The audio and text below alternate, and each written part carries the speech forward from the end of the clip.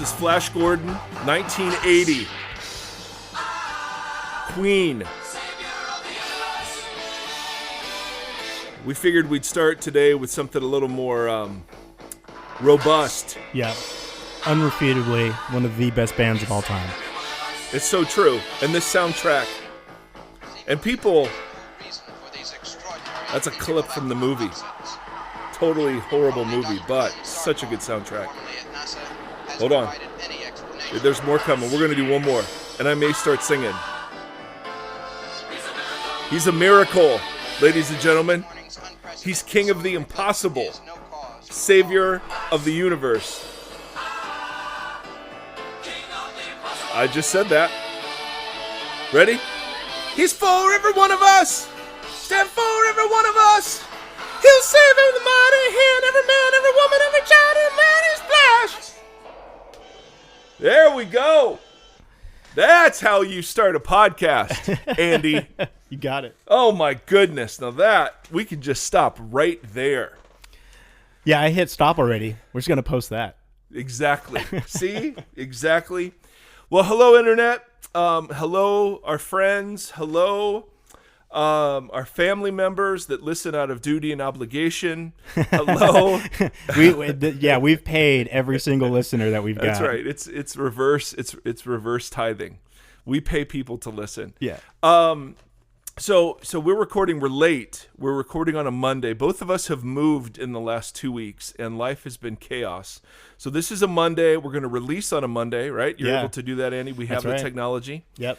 And I think we've got some good stuff. We've got a couple of sweet interviews coming up with folks, but today this is the beginning of a conversation I've been wanting to have a long time about spiritual abuse, about Phariseeism, about legalism, about the lack of genuine grace in a lot of modern Christianity.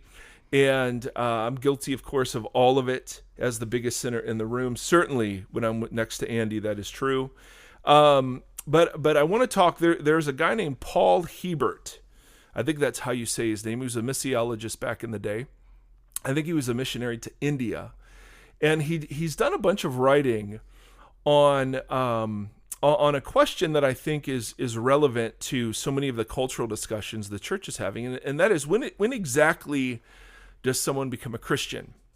And to answer that, Paul uses set theory, which is an interesting sort of approach. And so this was something I stumbled onto years ago that has helped me in the way that I try to teach, the way that I try to live, the way that I try to organize church. And so I thought, this would be a great sort of introduction into some of the topics we'll get into. So this is all Hebert stuff, and then there's a guy named Mark Baker who has who's done some popular work on Hebert stuff, and I'm also borrowing from him. I think his name's Mark Baker. I think he's teaches seminary somewhere out in the West Coast. But so Hebert, and I'm going to start talking like this is all original stuff to me, although it's not. But I'm going to just start like teaching this, and then I hope you'll see the application pretty quickly. So there are three kinds of sets or groups that Hebert discusses. One is called a bounded group or a bounded set, and that the bounded there means there's a boundary to it. And so a bounded set is a set of things, or we're going to talk about people, that have a very clear boundary line that they use to determine who's in the group and who's out of the group. Okay. So a bounded set is a set of people. It's a line, a boundary line that allows us to have a very clear definition of who's in the group and who is out of the group. The line is static, meaning it's not applied like to some people and not others. And it's also uniform. So everyone is in according to the same definition, and everyone is out according to the same definition.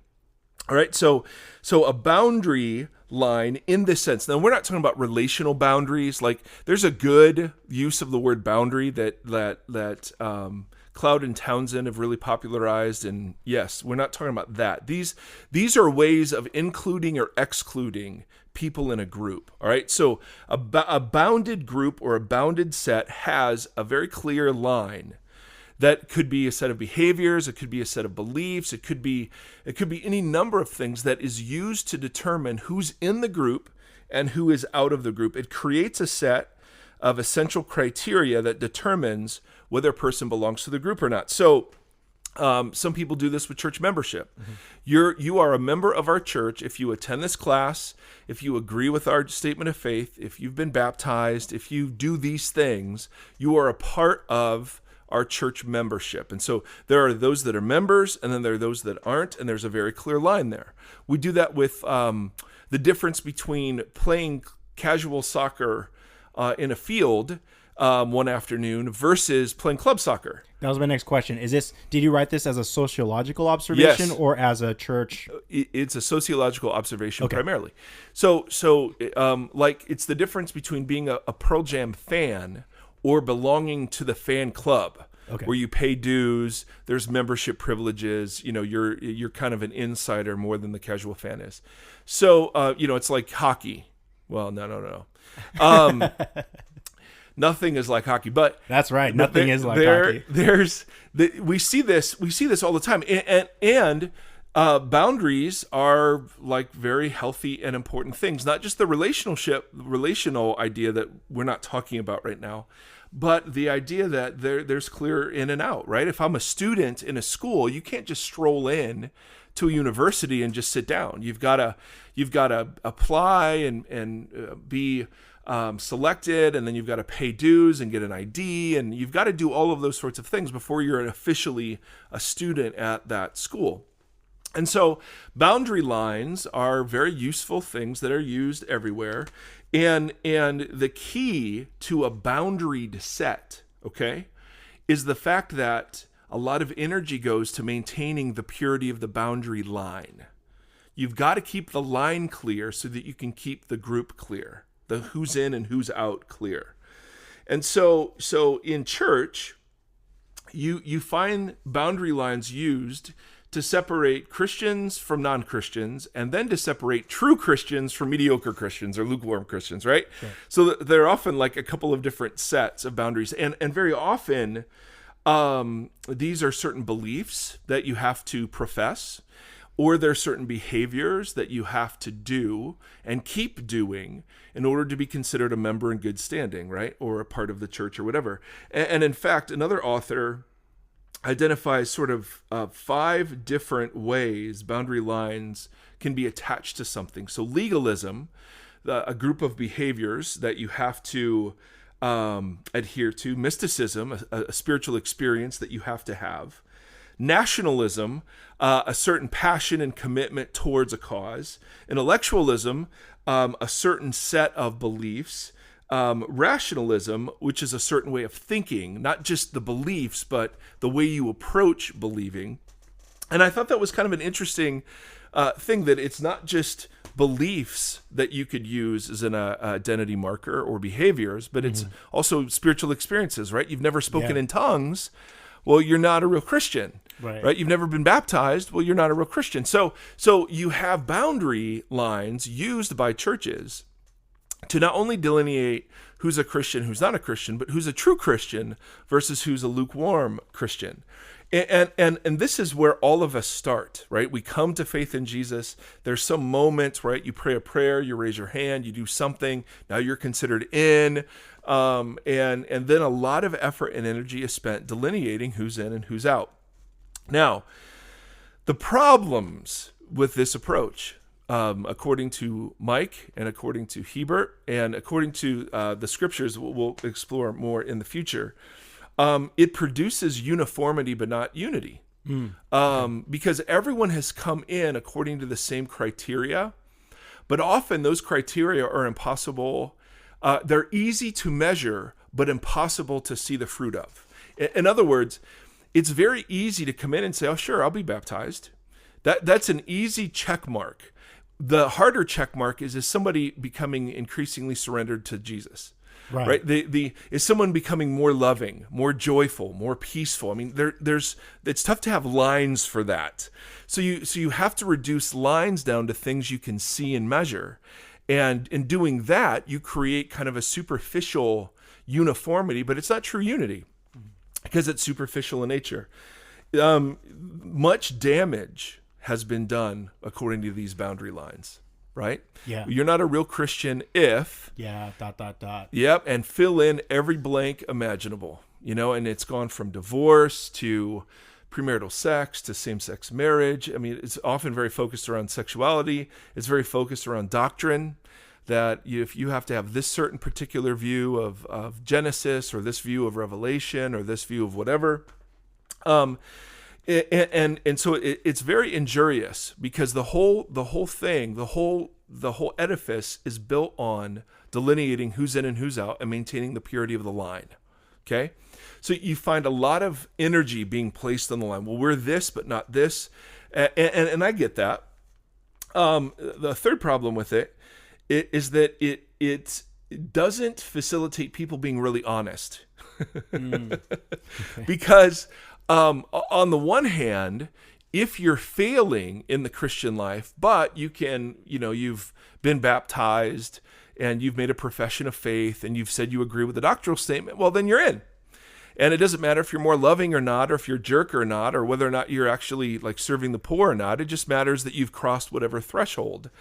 Which is totally lame. And so you're not honest about your true condition because you don't have to be. You've crossed in without having to have been honest because, well, it's just this list of check marks. Mm-hmm. The other way that it doesn't facilitate being honest is, well, what happens if you become inside, but you begin to doubt the boundary line? You begin to doubt your fitness for the boundary line. You begin to struggle. Something bad happens. That's why churches, I think, have a lot of energy bent towards keeping people from being really messy or asking really hard questions publicly, because that kind of calls some of the boundary stuff into question. Mm-hmm. Another problem, it fosters a very deep lack of grace because it's a conditional sort of acceptance. Mm-hmm. And this is some of Hebert's stuff. It facilitates fear, lack of honesty. It easily facilitates self-righteousness because I'm in and you're out, mm-hmm. right? Mm-hmm. And it provokes superficiality because mm-hmm. I really don't have to do any heart work to be a part of the group. I just do the punch list. It seems to also complicate ideas around mysticism as well, because an experiential knowledge of God is very sometimes unclear and defined. Someone might experience something very spiritual, and you try to articulate that to someone who hasn't. That's right. It becomes like overly subjective. It's hyper intellectual. But you can err on either side of that. So you could become hyper intellectual and say, well, we discount all that stuff, or you could be hyper legalistic in the sense of, well, that if it's true for me, it has to be true for everybody to be a part of the group. Sure. And speaking in tongues is kind of the most popular example. I've had people tell me, I'm a Christian, but I haven't received the Holy Spirit because I've not spoken in tongues. And if you're part of our audience and you're not sure what this means, that's for a later conversation.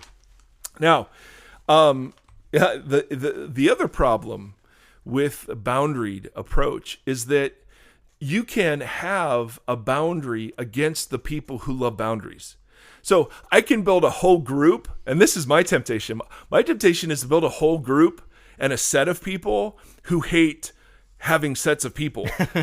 You know what I mean? Yeah, the boundary to get into my group is that you hate judges or that you hate religious people or that you've had bad experiences with the church or whatever, right? Right. So the subtle, it's so stinking tricky because you can actually use a boundary. And so it doesn't matter what the boundary is. See, this is Hebert's point, and this is so important. It doesn't matter what the boundary is. It matters how that line is used. If the line is used to keep people in or to keep people out, it doesn't matter what line it is. It's the line drawing approach is the problem to begin with. Okay? Yeah. All right. Now, this is so confusing. It's so complicated. Right? Well, it'll get less complicated. Yeah. Because if the problem is line drawing, well, then what's the easy solution, Andy? Remove the lines? Remove the lines, baby. And so Hebert contrasts a bounded group or set with a fuzzy group or set. And there aren't any lines. It's just kind of, it's sort of, he calls it, or at least Baker calls it, whateverism. and it's kind of, hey, we're all on the journey, and every person's truth is their own truth, and it's very relativistic and pluralistic and very, very attractive. Yeah. In our day and age. And so because it seems like the only option against boundary lines is to not have any at all, well, we insist then on boundary lines, right? Because it seems that that's the better alternative, and it seems like there are some in the Bible, right? So let's hold on to our boundary lines. So a fuzzy set is it you remove the lines altogether. You have a very ill-defined group. Yeah. and a lot of mega churches are like this, right? Because like some of the churches I've served in, you don't. How can you possibly know the lives of 5,000 people? Yeah. So they just kind of come, and all you're doing is inviting them into things, but there's no who's like, we would have these conversations. How many people are part of our church? Well, how many people would call our church home? Well, we'd usually take weekend attendance and double it, because we figured people come to church twice a month. Yeah. And you can see the problem with that, right? There's no the only definition you're having is, do people walk in the door on a Sunday morning? Show up. Right. Yeah. So a fuzzy set. So what you end up doing in big churches is you end up having smaller boundaries, right? So become part of our small group ministry, or attend these classes, or become a member, or whatever. So again, not all boundaries are inappropriate, according to Hebert. It's, what do you build the church? What do you build the church on? What do you build the movement on? Do you build it on enforcing the boundary lines, who's in and who's out? Or the kind of postmodern temptation is just to erase the lines altogether and to celebrate whateverism, right? Your truth is your truth. We're thrilled you're here. And, it's tied into so much of, well, now the greatest value is in whatever you identify yourself as, I respect that. Yeah. So that sort of tolerance is good in a sense, right? Because we're done crushing each other with our words, our shame, our exclusion, or whatever. So there's something good in this impulse, but it creates just as many problems as it solves, right? Right, because it seems the argument against it is like, then you fall into this realm of quote unquote false teaching, right? Because it's like, right. well, that becomes the indictment. Like, we're not really teaching them if you're not allowing for right. How do you invite people into conversion from what into what, if it's all self-defined? How do you call people to discipleship, becoming like Jesus? It's not just any old target.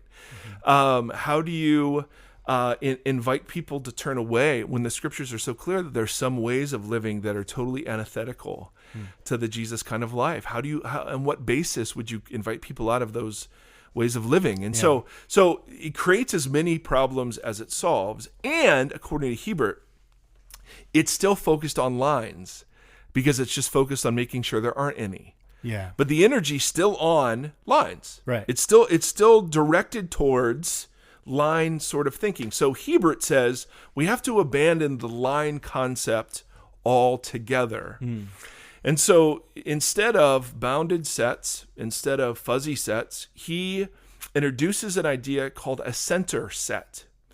And here, and this gets confusing. So let me start with a great analogy I heard that really gets at the heart of this, and then let's talk about it. Evidently, there are two ways to keep cattle grouped together, okay? And I'm speaking from experience, Andy. Yeah. One way is to build fences to keep all the cattle boundaried within a certain region. The other way is to make sure that there's a well in the center of the territory you want them to inhabit, and it's the only well. Oh. And so the cattle will not leave because that's where the water is. Right. So Hebert's point is, listen, a lot of our religious life is spent building fences instead of doing what Jesus seems to have done, which is to spend digging which is to be spent digging wells.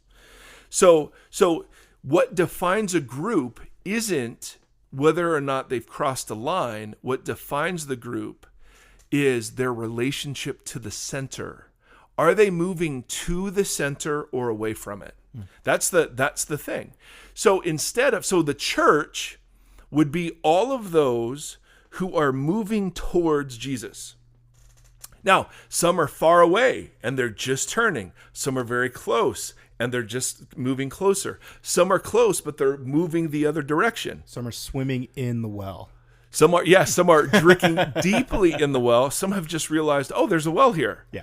But what you're not doing is you're not measuring. See, when you draw the boundary lines, it doesn't allow for people to be in process. It says everything has to fall off or fall into line all at once.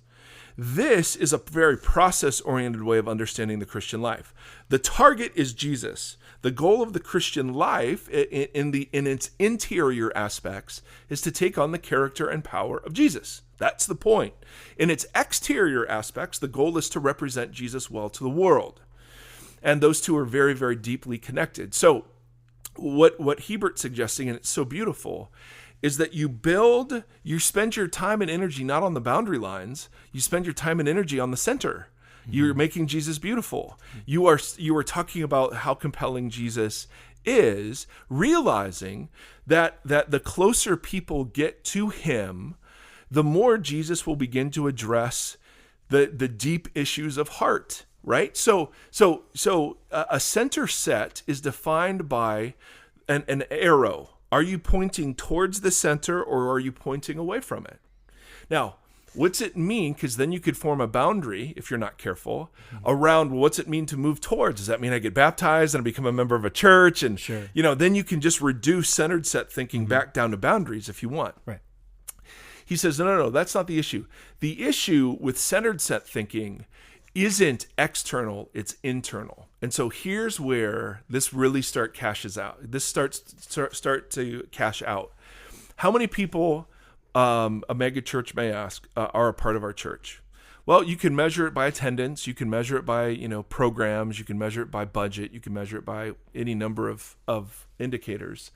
The hardest one to measure is, well, how many people are falling more in love with Jesus because of participation in our community, right? You can't measure that. So it's impossible to build a boundary line around that, correct? Right. There will be a correlation, though, about those whose hearts are being captured by Jesus and how their external life plays out.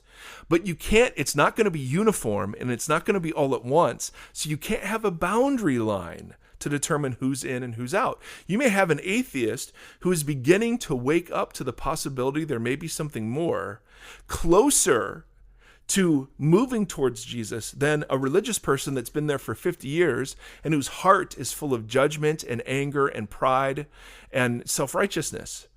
Right? Which person is moving towards Jesus? It doesn't matter how much you know, and it doesn't matter how right you are on the cosmic DMV exam when the right answer is always Jesus. That's irrelevant.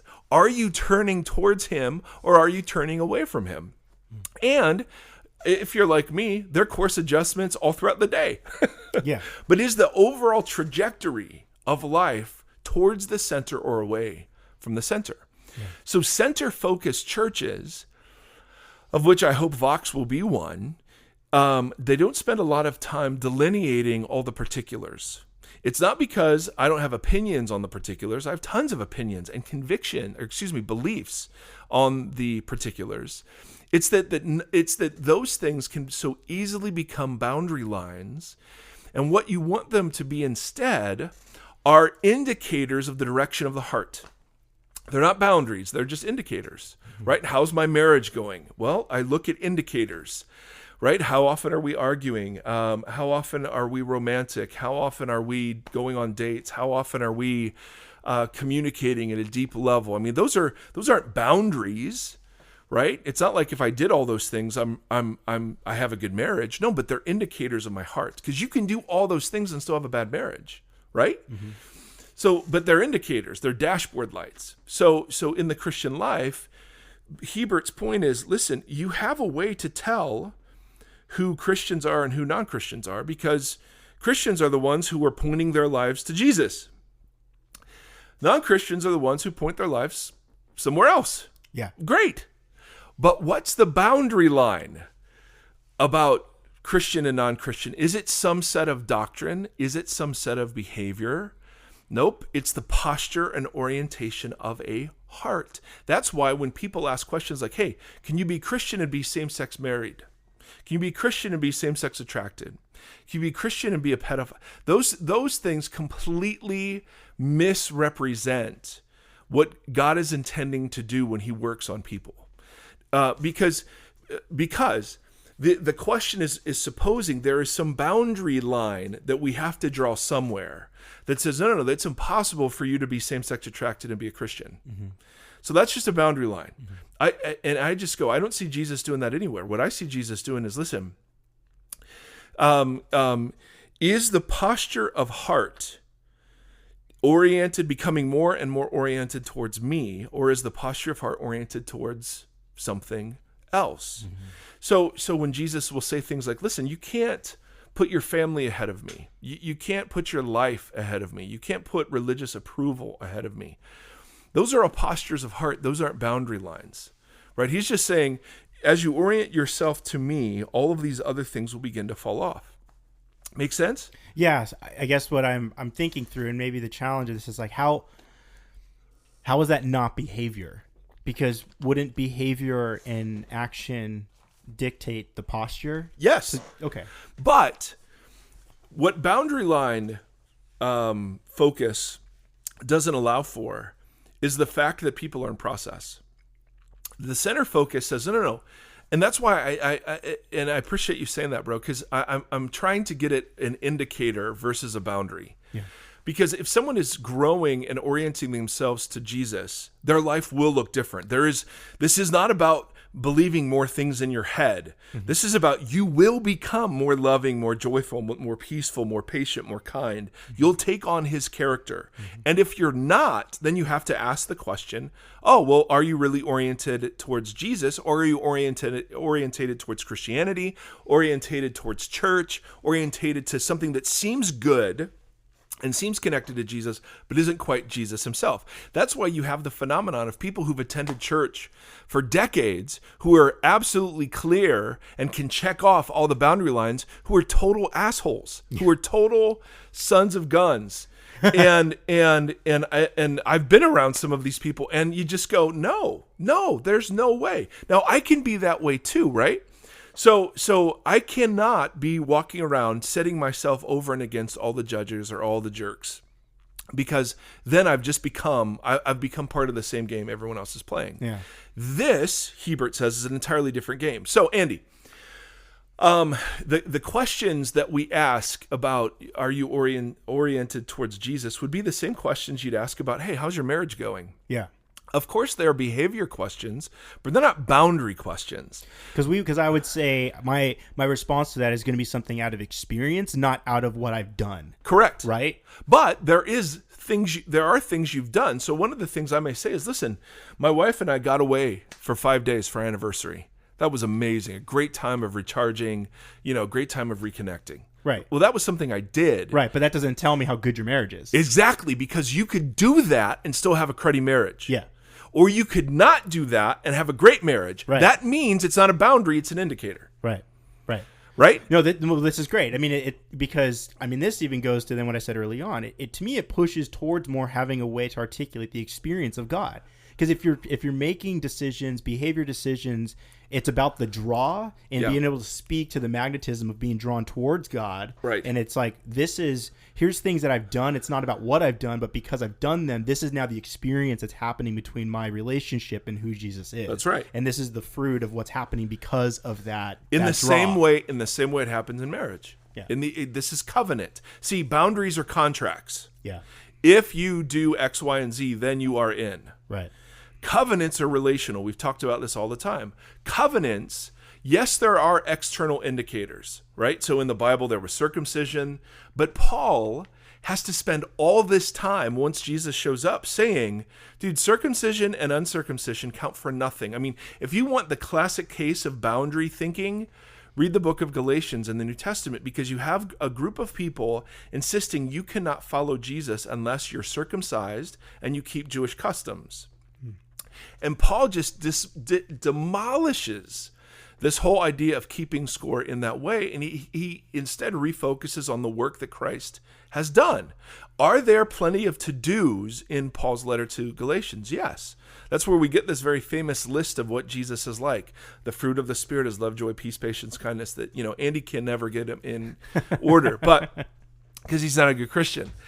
And but there's a sense that the point is the inward transformation that works itself out in the outward action versus outward action that allows somebody to just check the box and be totally untransformed, undiscipled, unin love with Jesus. Yeah. So and you can attend a church and you can figure out, if you're there for a while, where's all the energy going?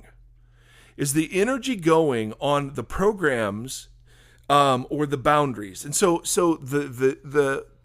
in Galatia, you have the energy of these false teachers saying, listen, you've got to do this other thing. The work of Jesus wasn't enough. And Paul just goes nuts. But Paul's approach to it isn't just substituting a new list of rules. Do you see that? Yeah. See, if the boundary approach was what Paul wanted to do, he could have just said, no. The real list of rules is this one. He doesn't do that at all. What he does instead is he talks about the finished work of Jesus and about how that finished work works itself out in new creation people. So the church has to hold two things in tension. It has to be the place where you are in process, you are safe to belong, you can talk about anything, you can express your doubts, and it has to be the place of telos, of aiming, that there's a direction the church should point, and have to be able to have the capacity to say, listen, what you're doing, this doesn't facilitate Jesus' life. What you're saying, this isn't congruent with Jesus' life. This thing you're teaching, man, this doesn't seem aligned with the accepted sort of tradition of understanding this, part of the scriptures. Now, that's not saying we're kicking people out because of our boundaries, although Paul does. And we got a question about this. How do you be a welcoming, inclusive community and still practice something called church discipline? And there's a very famous episode of this in 1st and 2nd Corinthians, which are two letters written by a guy named Paul to a church that was a mess. People are getting drunk on communion. They're suing each other in court. They're totally confused about spiritual gifts. Which also must suggest that communion wasn't just a tiny cup passed around to some people. Correct. Oh, yeah, the cup, the little dinky cup and like the toothpick of bread is just awful. It's not enough. It was a meal, but that's a different story, Andy. Trying to distract me. So in this case, Paul actually says there was a conduct. There was somebody who either was they had their father's wife. So this was incest or a relationship with a stepmom or something totally out of bounds, and it was so grievous because the community was proud. They were putting up with this. And Paul said, listen, this is so grievous and harmful. You actually have to kick the person out of your fellowship in order to warn them of the significance of what they're doing with the goal of restoring them. And he actually, in the second letter, they actually do this and the person is restored. But another reason why this was done was to protect the community, right? Yeah. There are things that happen in a family that you have to draw lines about. And so the issue is, where does Paul spend all of his time drawing lines, or does he spend all of his time on the center? To me, he spends almost all of his time in the center, and then when there are things where lines have to be drawn, yes, you draw them, but you draw them differently than boundary markers. you draw them in the same way you would discipline kids. Like I don't discipline my 12-year-old in the same way I discipline my 10-year-old, right? There's a kind of a same approach, but they're two different sorts of people. So there's no line there. There's a give and a take that's relational. And so if somebody were very much harming the community, the way you'd approach them isn't, well, you've crossed this boundary line and we have to move you back outside of the camp. It's a covenantal thing. It's more of a relational thing. It's saying, listen, you're harming the relationships at the center of this thing. You're misrepresenting the center of what we're trying to do. And so there have to be times when, like a healthy family, where you say, no, we can't tolerate this. My point is, those are the exceptions rather than the rule, and it happens far less frequently than I think we'd all want to engage in, particularly those churches that are very boundary-focused churches, right? So if you're going to disbar someone from membership because they don't believe in the rapture, or they don't believe that Jesus is coming back in the next generation, or they have a view that says, hey, evolution is totally compatible with my faith, man, that's boundary marking in ways that I think do incredible damage to people. What were you going to say? You look like you're squirming over there. I'm squirming. So the things that come to mind when we're talking about this is, I can imagine someone saying, so what, definitely what is the boundary, with an expectation that there should be a public understanding from a church. Here's where we set that boundary that you're referring to. What boundary? The boundary that suggests that, like Paul is like, eventually there is something that can be done where a person's activity is damaging the community, in which then that has to be addressed. Yep. What I see in our culture now is a demand of culture saying they want transparency when that takes place, because so many things happen in private, and which then can hurt the public on a larger scale. Right. Versus a organization that's openly transparent about what those boundaries are, or where the line of offense is, in which then expectations are set. So I understand how to participate. I understand where I belong. In that way. Does that make sense? It does. Because like I can still imagine someone still asking, like, wait, so Mike, then what's the boundary for Vox? Like, what's the thing? What are the things that you would be considered damaging to a community, in which then you'd have to step in and address the issue? Okay. That's a great question. Are you ready? Bring it. So Paul seems to save this kind of nuclear option for something that was very public, something that was very known by the community, that was celebrated by the community, that was very repetitive, and that was very scandalous. He even says, even pagan groups wouldn't put up with this, right? I mean, so it's something that's harming the witness and the reputation of the church. And it's so you can imagine this with a family, right? I cannot. So my kids are now getting to the place where they're starting to open up about some of the struggles they're having, and I always tell them, man, there's nothing you could ever tell me that is going to shock me or cause me not to love you and be proud of you. I mean, there's just, I'm just always going to be for you no matter what. And we talk a lot about how there have to be places where you can share just even the ugliest stuff and know that you're going to be loved anyway. But they also know, well, yeah, there are consequences and there are things, but I don't walk around with a list of those that's written ahead of time. Yeah. Right? Because that's not how our relationship works. Our relationship works on the center of Jesus and our family. And so I don't spend time saying, now listen, if you ever steal money for drugs, you're out. Or if you got someone pregnant, you're out. Or if you got pregnant, you're out. Or if you had an abortion, you're out. Because what's impossible to know ahead of time is the posture of heart and the circumstances surrounding the thing. Mm-hmm. This was somebody who was unrepentant, who was sinning publicly, bringing shame upon the community who was doing it, and the community was celebrating it. And so Paul pulls out the heavy guns. I've sat with families who have asked their children to move out because they were stealing from the family. They were harming a sibling.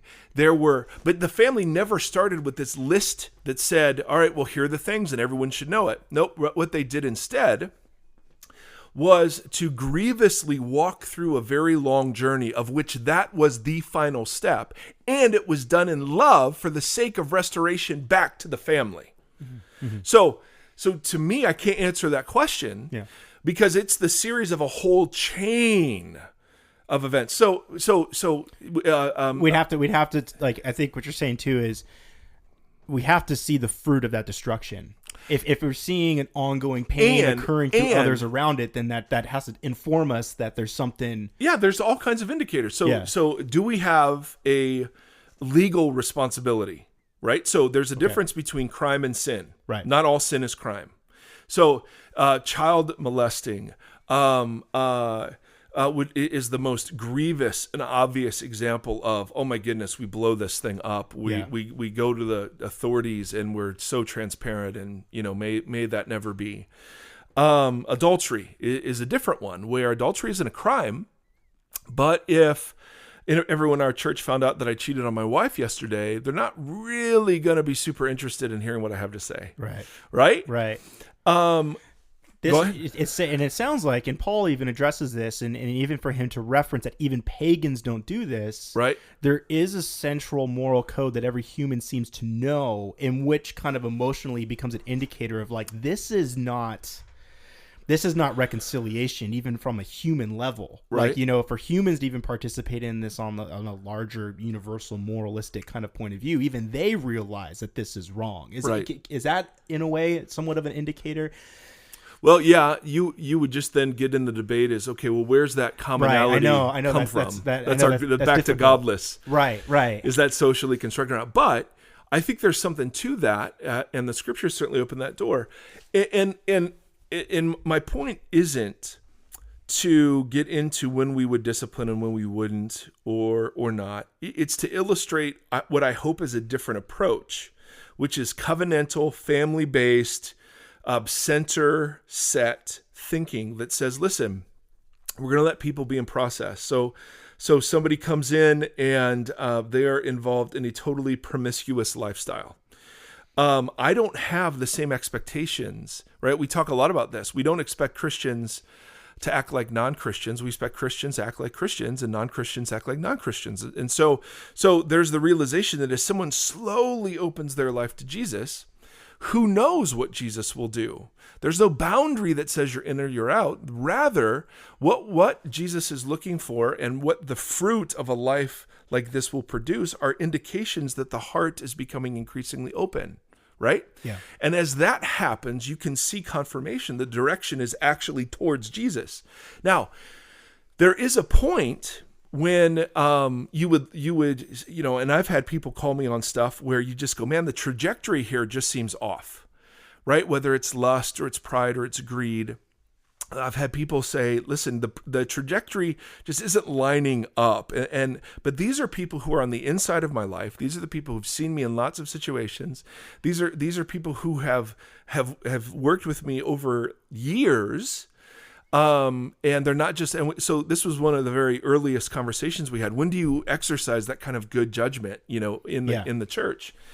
It's not from just far away, typically, unless it's some really grievous, horrid thing. It's in the context of a long family sort of dynamic, which exile is the last and least practiced option, but it certainly is an option. It has to be an option in the same way. We have friends who one sibling, because of whatever disorder, is threatening to hurt another sibling. And at some point, you just, out of love, have to say no more. It's not out of boundary marking. It's actually out of love. Yeah. And who can measure that? See, that's where the boundary thing gets so messy. It's tough to measure, right? Hearts. And so I've had instances where church leaders have committed adultery, and they've humbled themselves. They came forward. They've accepted, a church restoration plan, and their marriages not only survived but are actually better. And you go, okay, if we would have hit the boundary eject button on that, it would have been tragic. Absolutely would have been tragic. I've seen other marriages where somebody commits adultery and there's this kind of pretend sort of repentance that's just sadness that they got caught. And a year later, you realize, no, there's no kind of humbling, there's no reorienting back towards the center. And you just realize the trajectory now is away. And so we're not saying there aren't lines. We're just saying, how do you use the lines? We don't use them to say in or out. We use lines as indicators. So is somebody increasingly open to Jesus? Well, if they are, then these things should be true. They should be more generous and more peaceful and more loving and more gentle and da-da-da-da-da. And if they're not, then you have to question what direction they're really going. But you're not saying they're in or they're out. Right. Yeah. You see what I mean? Yeah, I see what you mean. Because my kids, imagine even if one of them was sent into exile for some horrible crime they committed, in one sense, I still love them and want them to be a part of the family. Mm-hmm. And the goal of any correction is to restore them back, right? Mm-hmm. It's not maintaining the boundary. Mm-hmm. It's reorienting them to the center. Mm-hmm. Mm-hmm. Do you see the difference? Yeah, absolutely. It's as I'm thinking through this too, like, it seems like such a human issue we're talking about.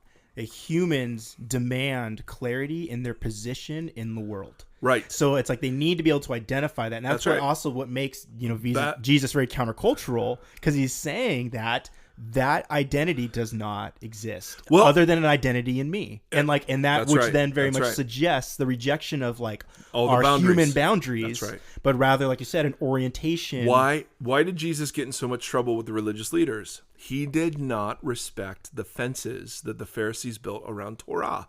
So some of the Sabbath laws, he did not keep, not because they weren't, these weren't laws in the Old Testament. These were customs that had grown up around the laws of the Old Testament. So he gets in a massive trouble about washing his hands or healing on the Sabbath, and in every case, he's reorienting people, even in the case of divorce.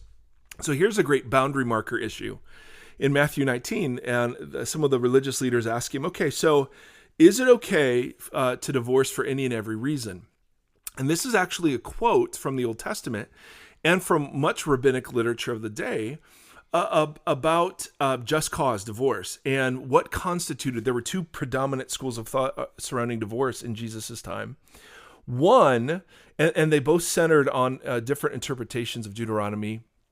I think it's 24, where there's a provision in the Mosaic law that you can divorce a woman, but you have to give her a certificate of divorce. And there's a clause in there that gives a for whatever reason.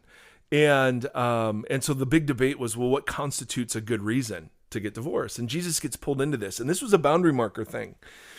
And Jesus does nothing about the boundary. He actually takes a side on it, but he says he dismisses that as uninteresting and goes immediately back to the heart or the center, which was Genesis 1 and 2, right? God's intent from the beginning was that two will become one flesh. And what God has joined together, let no one separate. And there was a sense in which what Jesus did in that moment was totally refocused on the center, the heart of the teaching, and not the boundaries that had grown up around it, right? Yeah. So he does this with lust. You've heard it said, don't commit adultery. And all of the religious leaders said, yep, never committed adultery. I'm self-righteous. I'm a good, faithful Jew. But Jesus says, I tell you, if you've lusted after someone in your heart, you have committed adultery with her. And he's using the her because that was the predominant way lust was thought about back then. You've committed adultery with her in your heart. And so what has Jesus done? Jesus has erased boundary lines. He not only violated some boundary lines and identity markers, he erased others and said, no, if you really are interested in following the heart of God, it's not enough just to not commit adultery. It matters how you lust. It matters what you dwell on and think about. He does this with anger. It's not enough just to walk around not murdering. You've got to get rid of anger and contempt. It's not enough just to pray on the street corners. You need to pray in secret, and your Father who sees in secret will be done. Jesus' whole Sermon on the Mount is this manifesto against external religious boundary keeping. And that's why, and he says, and Jesus, the most ridiculous thing of all the ridiculous things that Jesus says, in my mind, is that he looks at Pharisees who were masters at boundary keeping. And he says, I tell you the truth, your righteousness must surpass that of the Pharisees and the scribes, or you will not see the kingdom of God. And righteousness there was a way of describing your alignment with God's heart in the world. And the Pharisees kept the 613 Mosaic laws and then hundreds of other laws on top of those. Yeah. So if you could capture the heart of God by keeping law, well, these guys would have been it. But Jesus says, no. Actually, your rightness with God has to surpass that. And then he begins to describe what that looks like. Well, it's actually a rightness of the heart.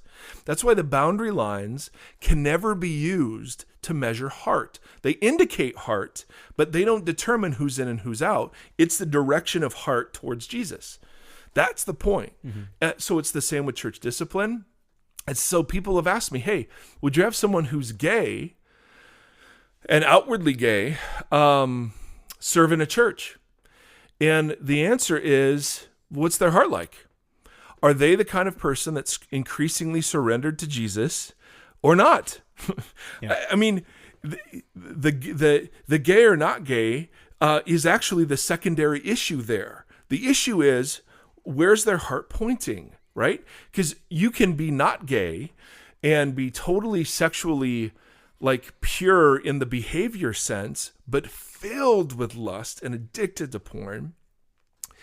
And you should be excluded. And I can imagine someone who's same-sex attracted, whose life is totally surrendered to Jesus, that you'd say, that's actually the model we want to emulate, right? I mean, you just can't. So listen, we got to wrap this up, Andy. Oh, my Lord. I know. I fear asking another question because it just demands more questions. Oh, but... so here's the thing.